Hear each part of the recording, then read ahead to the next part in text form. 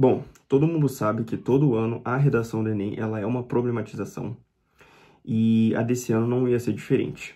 Tô até com a minha folha aqui porque eu quero ler para vocês o tema que foi esse ano, mas todo mundo já deve ter visto, que é Perspectivas acerca do envelhecimento na sociedade brasileira. Acho sim que é um tema pertinente porque a população está envelhecendo e a gente precisa saber como lidar com esse envelhecimento populacional, quais são as políticas que a gente precisa tomar para que essas pessoas idosas ela tenham uma qualidade de vida melhor, né? Porque a gente sabe que muitas pessoas são largadas em asilos.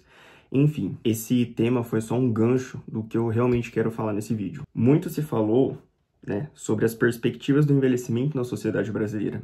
Mas e as perspectivas do jovem na sociedade brasileira? Afinal, somos nós jovens que vamos cuidar dessa população mais idosa. Médicos que estão se formando, terapeutas ocupacionais, psicólogos. Mas quando a perspectiva do jovem é escassa, quando a gente olha para o futuro e só vê ansiedade, só vê caos. E é isso que eu quero falar nesse vídeo. Trouxe uma reportagem do jornal USP, do Gaudêncio Torquato. Ele é um jornalista, professor titular da USP. Eu vou deixar todos os créditos aqui na descrição do vídeo. Uma frase me chamou muita atenção. Eu vou ler aqui.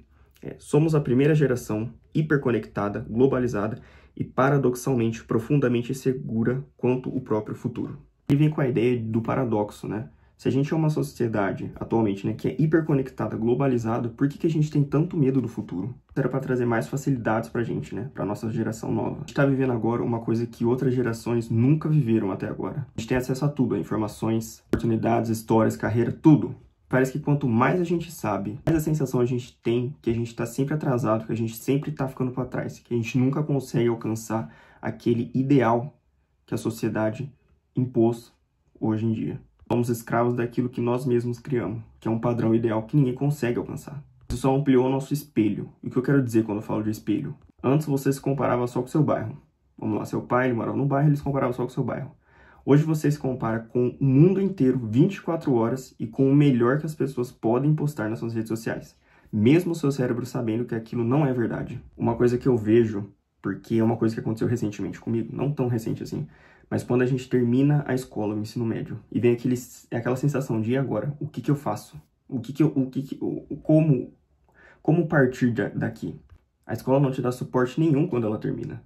Ela te entrega 3 anos, ou 12, falando do ensino médio, né? Ela te entrega 3 anos de um conteúdo que eu já disse várias e várias vezes, se você veio de escola pública, defasado, e você não sabe onde aplicar aquilo. Você não sabe o que fazer com aquilo. Pegando pessoas que vêm de ensino médio público, a maioria esmagadora são pessoas que estão ali entre uma classe mais baixa, né? Elas dependem do pai, e quando saem da escola, elas têm duas opções. Ou elas vão fazer um vestibular e concorrer com pessoas que estudaram a vida inteira, foram preparadas a vida inteira, nos melhores colégios, nos melhores cursinhos, a uma vaga na faculdade, ou ela vai entrar em um mercado de trabalho que vai sugar ela até a alma.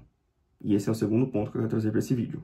O mercado de trabalho, ele não conversa mais com o que a nossa geração espera. Trabalhar 6 dias na semana, 8 horas por dia, hoje em dia não é mais sinônimo de sucesso para ninguém.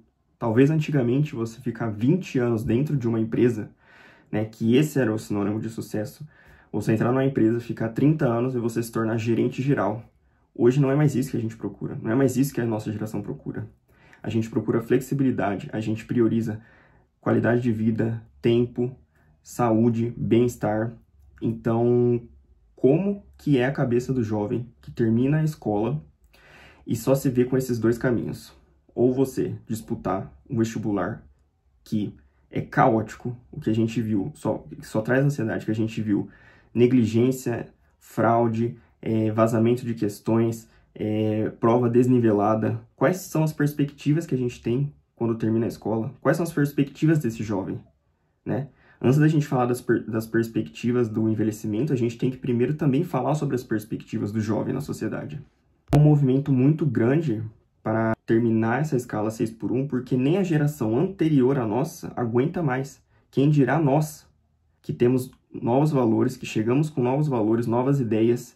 Isso não conversa mais com quem nós somos, isso não conversa mais com o que acreditamos. E isso nos deixa muito desanimado. Porque, apesar de existir um movimento, ainda é o sistema predominante, né? É um sistema predominante. Então, a gente sai da escola com um ensino escasso e somente com 2 possibilidades. ou prestar um vestibular, ou entrar no mercado que vai te sugar até a alma. Há vários e vários jornais, veículos midiáticos que dizem que o poder de compra da geração Z, ele é o mais baixo de toda a história. Assim, qual é a perspectiva do futuro do jovem na sociedade? Se a gente sai da escola sem saber o mínimo, a gente vê notícias como essa, vê notícias de crescente em questões mentais nos jovens, a gente não vê um futuro próspero. Todo dia somos expostos a milhões e milhões de informações. Você abre sua rede vizinha, tem fulano que tá viajando para não sei onde, tem Beltrano que tá viajando para não sei onde. Isso mexe com a cabeça. Mesmo o seu cérebro sabendo que aquilo não é uma verdade. Você vê as notícias da alta do dólar, você vê as notícias da economia, você vê as notícias do próprio Enem, né? A gente termina o ensino médio, vai buscar continuidade nos estudos e quando vai fazer uma prova se depara com todo esse caos que foi o Enem, né? Vazamento, fraude, desnivelamento, né? Uma educação com várias lacunas. Então, quais são as perspectivas que esses jovens estão tendo na sociedade, né? Porque ganhar um salário de R$2.000 para trabalhar 6 dias na semana, 8 horas por dia, hoje em dia não é mais garantia de nada. É garantia de você conseguir alugar uma kitnet e conseguir sobreviver, conseguir não morrer de fome. Também há crescentes em discursos que hoje em dia o diploma não vale mais de nada. Então a pessoa que ela tem o sonho de entrar na faculdade, a pessoa que ela já se esforça o triplo, porque ela teve uma educação defasada, ainda se deparar com esse tipo de discurso que o mercado está saturado, que diploma hoje em dia não vale mais nada. Isso só fomenta uma ansiedade que já parece que inata da nossa geração. Isso só fomenta uma ansiedade do futuro que parece incerto, mesmo com todas as facilidades que a gente tem hoje em dia. Vou falar do envelhecimento de uma população que talvez nem vá aposentar. A gente está olhando para as pessoas idosas agora, mas está esquecendo também dos jovens, porque são esses que vão cuidar dessas pessoas idosas. E se esses jovens não têm condição de ter um imóvel, não têm condição de ter um carro, não têm condição de ter nada, não têm perspectiva nenhuma, estão cada vez mais com questões mentais, estão vendo agora que está sendo desmascarado, né, um sistema injusto, né, não sendo desmascarado, sempre foi, mas com a globalização, com as informações da internet, eu acredito que o pensamento crítico nos jovens atuais, ele tem sim crescido, as pessoas têm saber das desigualdades sociais, saber do seu lugar na sociedade. Então, assim, às vezes eu entendo as pessoas que são alienadas, porque quando você tem consciência do que realmente está acontecendo, você só quer ficar deitado na cama e esperar que tudo desmorone. Porque é essa sensação que a gente tem todos os dias, que todo esforço que a gente faz diariamente não vai render fruto nenhum. Não vai render nada, porque é uma economia que está defasada, é uma educação cheia de lacunas, é um diploma desvalorizado, são pessoas que se formam e têm fuga de cérebro. Eu nunca vou esquecer isso que a professora de geografia disse, que há fuga de cérebro, não há investimento, não há estímulo nenhum para que a gente continue crescendo pessoalmente, academicamente, falando, e exercer atividades laborais que nos trazem prazer. Muito difícil gravar esse vídeo, porque eu sou um desses jovens que se sentem perdidos, eu sou um desses jovens que passam por esses anseios, por essas angústias. Então, não tem como falar de perspectiva do envelhecimento sem também olhar para os jovens, sem olhar para essas pessoas que estão se inserindo agora na vida adulta e estão percebendo que tá tudo uma merda. Tá tudo uma merda, sabe? São notícias assim, ou assim, que a gente olha e fala, cara, o porquê que eu vou me esforçar, que eu vou ter que fazer o triplo de esforço para ter um mínimo.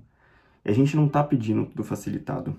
E a gente também não tá querendo alcançar um sucesso que antigamente era você ficar numa fábrica ou numa empresa por 20 anos e virar gerente geral, como eu já havia dito. Às vezes o sucesso nem é o que a gente almeja. Às vezes o que a gente almeja é só uma condição minimamente boa para viver tranquilo e não ser sugados por um sistema, porque a gente sabe que com toda a informação que a gente tem acessando a internet, as empresas elas ficaram mais exigentes também. Então não é que nem antigamente que, quem quer ser polícia, você chegava lá e falava assim, e você era contratado. Não é mais assim. Hoje é provas e mais provas, candidatos muito qualificados Então é uma corrida, é uma preparação. Parece que a gente não está mais vivendo, a gente está correndo. E isso é o que o jovem se depara quando ele termina a escola. Uma grande corrida. Porque, que nem os antigos vêm com o discurso, essa geração tem tudo muito fácil. Sim, a gente tem as coisas mais fácil, claro, óbvio. É muito mais fácil você pesquisar no Google do que você ir numa biblioteca e ficar procurando livros e mais livros. Mas com essa crescente da facilidade, também teve a crescente da exigência das empresas. As empresas exigem cada vez mais dos jovens. As empresas exigem cada vez mais conhecimento. E isso a gente sente que a gente nunca está no que é esperado de nós. A gente nunca tá. Tem que saber falar inglês, tem que fazer não sei o que. Isso é uma educação plural. Realmente, quem tem educação plural são pessoas que já vêm de berço. São pessoas que têm condição de ter uma pluralidade educacional, né? Então, os jovens de baixa renda, eles se veem sufocados com tantas coisas que são cobradas dele e ele não consegue fazer nada. Ele trava. Ele trava. Nessa de cobrança, a gente começa a se cobrar internamente. A gente começa a se cobrar para ser melhor, para ser a nossa melhor versão. E é aí que entra as questões mentais. Muitas pessoas entram em depressão. Não sei se pode falar isso aqui, depressão. Vou falar depressão, foda-se. Muitas pessoas entram em depressão. Muitas pessoas começam a ter problemas com ansiedade. Há uma crescente de remédios controlados já na jovialidade. A gente não consegue acompanhar. São tantas coisas acontecendo ao mesmo tempo que a gente não consegue nem sair do lugar.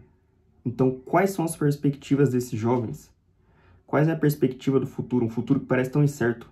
Quando a gente olha lá na frente, a gente não vê nada além de uma tela branca, uma tela preta ou só ansiedade. O padrão está cada vez maior. Tem muitas pessoas se formando, muitas pessoas se qualificando e mesmo assim não conseguem ter um salário digno para trabalhar. Tá? O que era antigamente sinônimo de sucesso, que era um diploma. Você falar várias línguas, você ter um diploma, hoje em dia parece que não vale de mais nada. A gente sai da escola com esse discurso que temos que ser isso, temos que ser aquilo, temos que fazer isso, temos que fazer isso, temos que fazer isso. E a gente não faz nada. Porque a gente simplesmente trava.